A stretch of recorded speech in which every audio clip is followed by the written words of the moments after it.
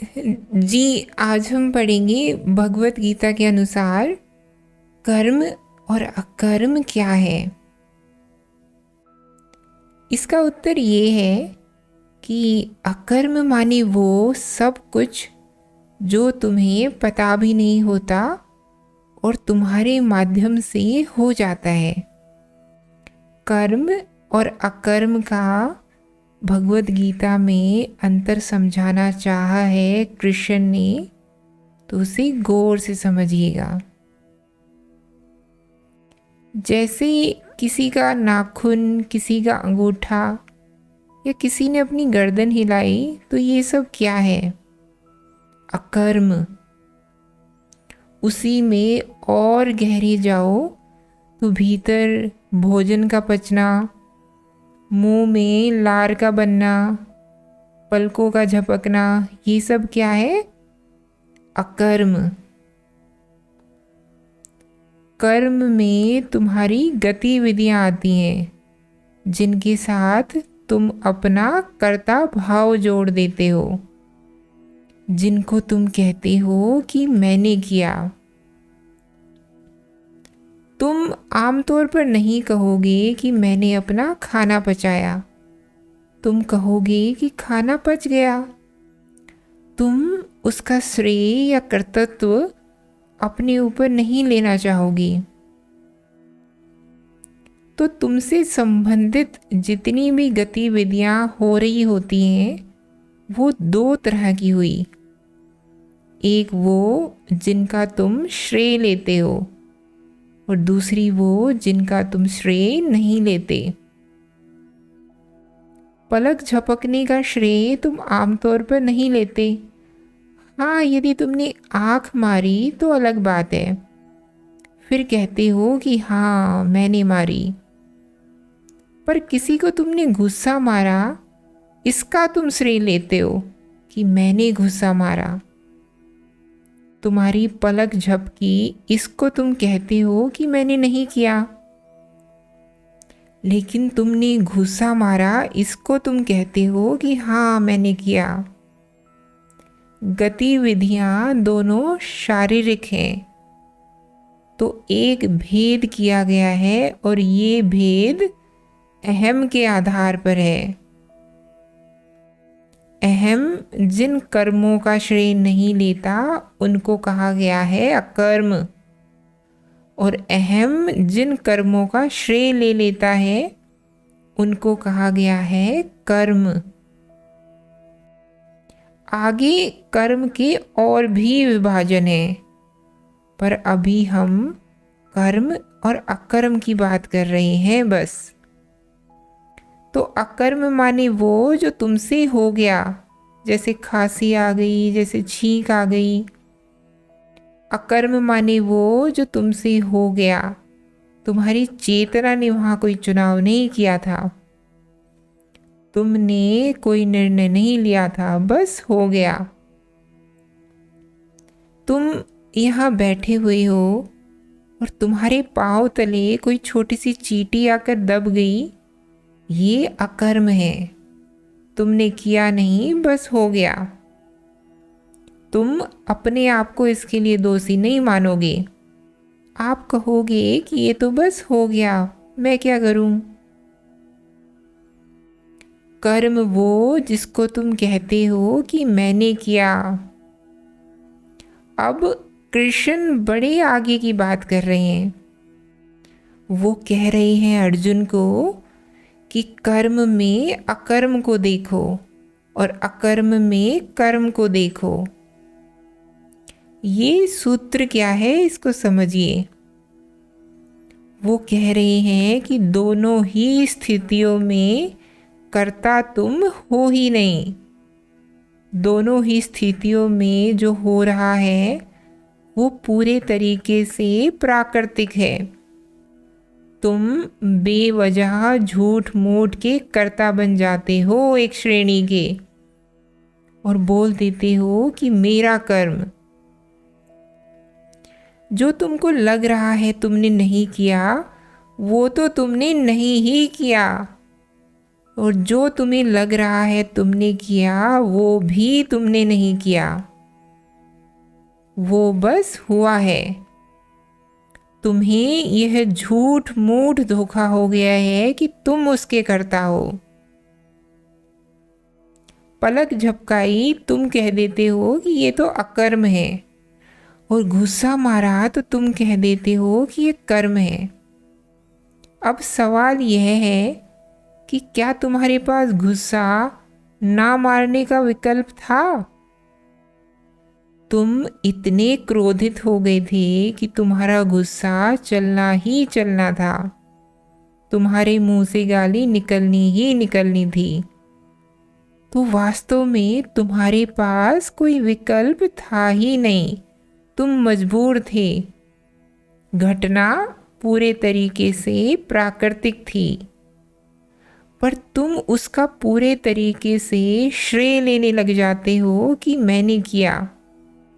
तुमने किया ही नहीं, वो भी अकर्म ही है। तो कृष्ण कह रहे हैं कि दो को एक जानो।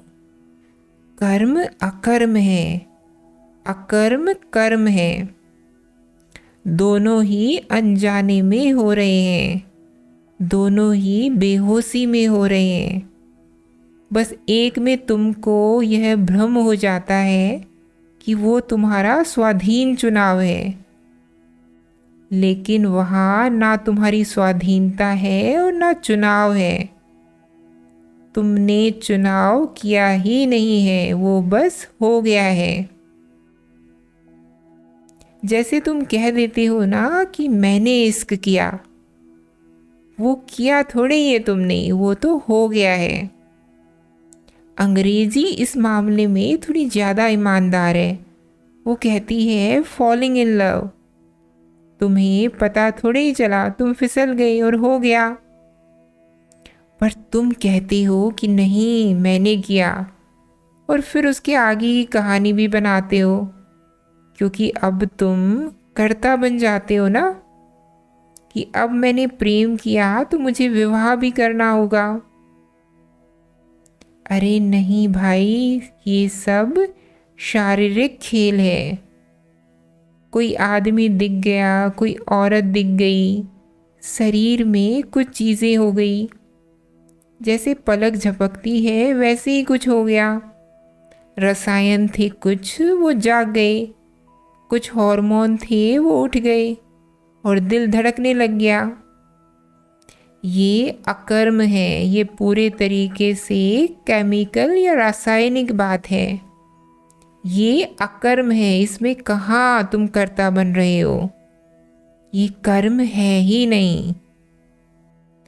अब ये बात बड़ी अपमानजनक लगती है, और हम कहते हैं तो फिर हम किस लिए हैं जब सब अपने आप ही हो रहा है। तो तुम किसी भी लिए नहीं हो, तुम सरदर्द हो, तुम फिजूल हो, तुम्हें होना ही नहीं चाहिए। जो होना है वो तो हो ही रहा है। कोई पशु नहीं कहता कि मैंने प्यार किया, उसको जो करना है वो प्रकृति करा रही है और वो चुपचाप कर डालता है। लेकिन आदमी बड़ा लंबा चौड़ा खेल रचता है। पशु को भली भांति पता है कि नर का मादा और मादा का नर के प्रति आकर्षण हो रहा है। उद्देश्य एक ही है उनका, प्रजनन। संतान पैदा करनी है तो दोनों का आकर्षण हो रहा है, दोनों मिलेंगे, बच्चे पैदा करेंगे और खेल खत्म। और एक बार प्रजनन हो गया, उसके बाद नर अपनी राह चला जाता है और मादा अपनी राह चली जाती है। लेकिन मनुष्यों को बड़ा नाज है, वो कहते हैं हम यूं ही थोड़े ही मिले हैं, हमने पहले प्रेम किया है। मैं कहती हूँ नहीं, तुमने नहीं किया है। वो वैसा ही था जैसा दो केंचुओं के बीच में होता है। बस पशुओं को ये मुगालता नहीं होता, ये गलत फहमी नहीं होती कि उन्होंने प्रेम किया। वो चुपचाप आते हैं, शारीरिक संपर्क बनाते हैं और उसके बाद अपने अपने रास्ते चले जाते हैं। लेकिन तुम लंबा चौड़ा आडंबर खड़ा कर देते हो। जीवन भर के लिए तुम न जाने क्या व्यवस्था बना देते हो, और फिर तुम्हें ये ताज्जुब रहता है कि मैंने तो प्रेम किया था, बदले में ये मुझे नर्क क्यों मिल रहा है? क्योंकि वो प्रेम था ही नहीं, वो अकर्म ही था, जिसको तुम कर्म समझ रहे थे। तुम्हें उस अज्ञान की सजा मिल रही है। हमारे साथ जो कुछ भी हो रहा है उसमें कहीं भी हमारी मुक्त इच्छा शामिल ही नहीं है। वो पूरा खेल प्रकृति का, वृत्ति का, रसायनों का और संयोगों का है। हम उसमें कहीं है ही नहीं। कोई डांट देता है हमें और हमें क्रोध आ जाता है। कोई हमारे दिमाग में कोई बात बैठा देता है और वो बात बैठ जाती है। माता पिता की 2 कोशिकाएं मिली और उन्होंने ये जिस्म तैयार कर दिया। इन कोशिकाओं को पहले से ही पता है कि अगर केला खाया तो केले को खून कैसे बनाना है। अब तुम कहोगे कि तुमने खाया ना, ये कोशिकाएं ही मांग करती हैं कि केला खाओ। और फिर देखा है भीतर जाते ही केला क्या बन जाता है? थोड़ा सा तो मल बन जाता है, थोड़ी हड्डी बन जाती है, फिर मांस बन जाता है और कुछ खून बन जाता है। ये सब तुम कर रहे हो क्या? ये जो तुम्हारी नाक है ये क्या है? ये केला है। नाक केला ही है। गर्भ से इतनी बड़ी नाक लेकर तो आप पैदा नहीं हुए थे, या हुए थे? जब पैदा हुए थे तो क्या इतनी बड़ी नाक थी आपकी? ये नाक कहाँ से आई? ये नाक केले से आई। तुमने केला खाया, तुमने सांस ली, तुमने पानी पिया, उन सब से क्या बन गई? नाक। अब ये नाक तुमने बनाई या बन गई? तो फिर क्यों बोलते हो मेरी नाक मेरी नाक? तुम्हारी नाक कहाँ से है? ये तो जो हो रहा है अपने आप ही हो रहा है। तुम इसमें कहाँ से आ गए दावेदारी करने? पर हमारी खूब दावेदारी रहती है। कहते हैं कि मेरा जिस्म। जिसको समझ में आ गया कि उसके सब कर्म अकर्म हैं, सबसे पहले उसका देह भाव खत्म होगा। वो कहेगा कि क्या मेरा जिस्म? जो हो रहा है वो अपने आप ही हो रहा है।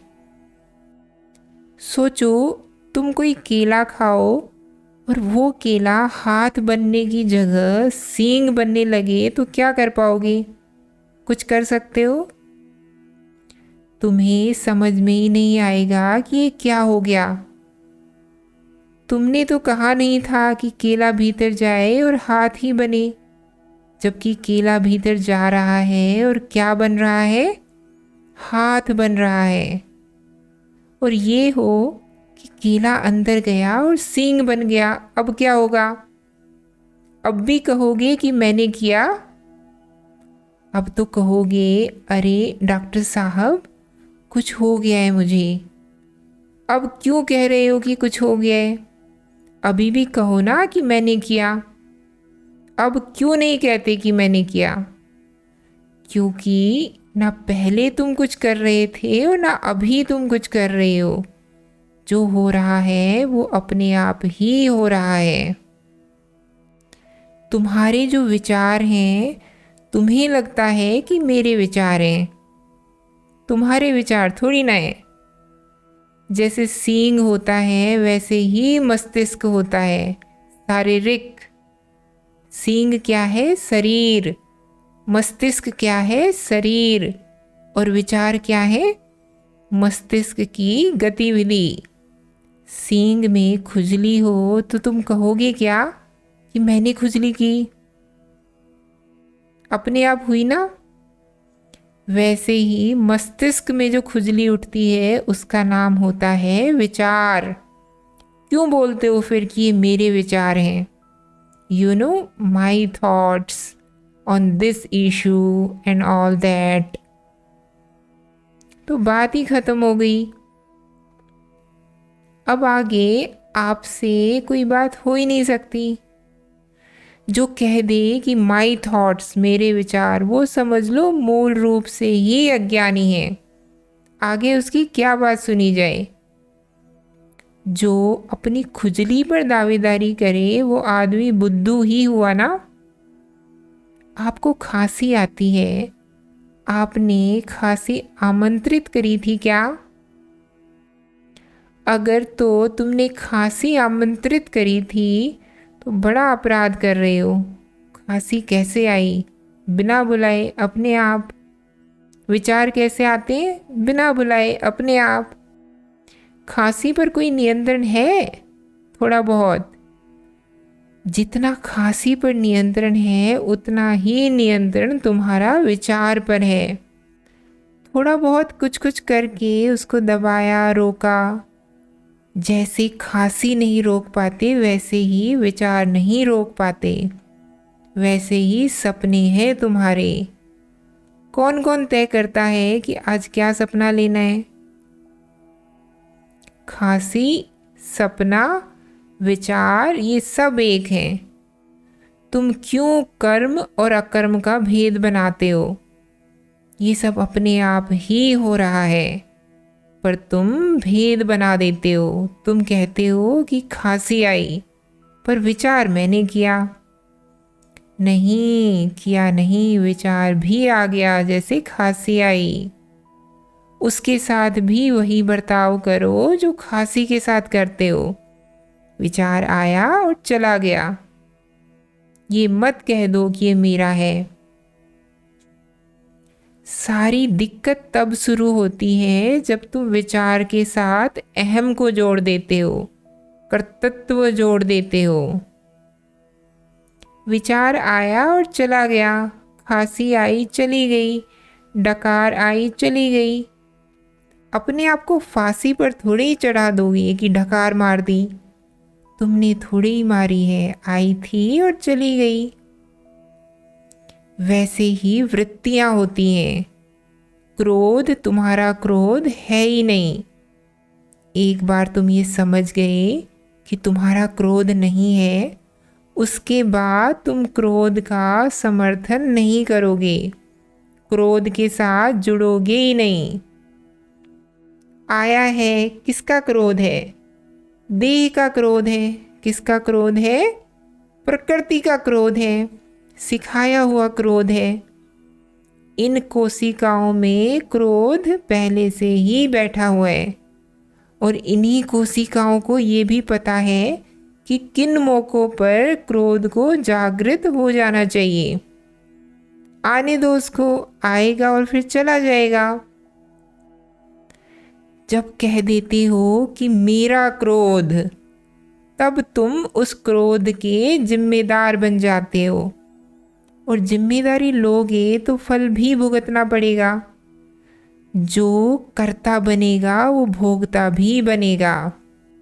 जिम्मेदारी लो ही मत, कोई फल नहीं भुगतना पड़ेगा। जो हो रहा है अपने आप हो रहा है। हमने किया ही नहीं तो हम जिम्मेदारी नहीं लेंगे। हम नहीं लेंगे जिम्मेदारी। और ये बात सिर्फ कहने की नहीं है, बहाना मारने की नहीं है। वास्तव में जिम्मेदार मत बनो। प्रकृति का काम प्रकृति का है। तुम प्रकृति नहीं हो, तुम प्रकृति से परे कुछ हो। तुम जो हो तुम वही रहो। प्रकृति के साथ मत उलझो। उसके साथ उलझ करके तुम उसे हवा देते हो, तुम उसे आग देते हो, तुम उसे भड़का देते हो। उसका काम है अपना धीरे धीरे चलते रहना, वो चलती रहती है। क्यों उसे परेशान कर रहे हो उससे उलझकर?